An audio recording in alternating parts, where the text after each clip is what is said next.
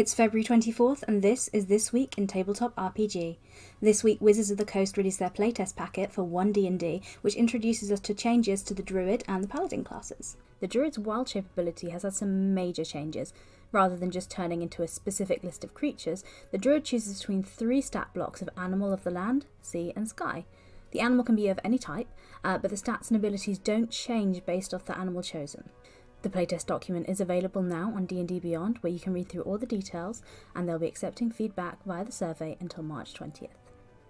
The Shadowrun sourcebook Astral Ways will be available next month on March the 8th. This 186-page sourcebook explores the mysterious metaplanes and the strange magical beings that live there.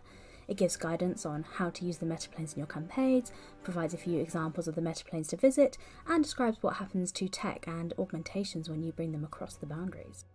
Modiphius have released new information about the upcoming Fallout RPG, Winter of Atom. It's scheduled for release in the second quarter of this year. A new blog post outlined the new factions appearing in the Winter of Atom. You can read all about it at enworld.org or follow through to links reading the blog post for yourself.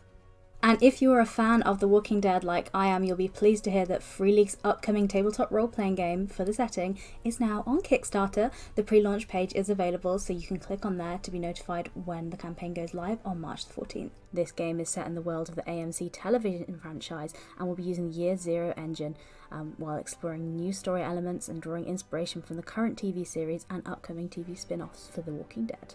So some of you watching are Baldurs Gate fans. We've got some news on that too. Larian Studios have announced the release date for Baldurs Gate 3, with a trailer available that you can watch on EN World.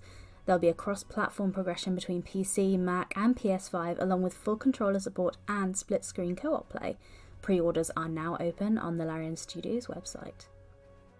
If you'd like to hear these stories discussed in more detail, you can listen to Morrus's Unofficial Tabletop RPG Talk podcast, or you can read all about it on enworld.org.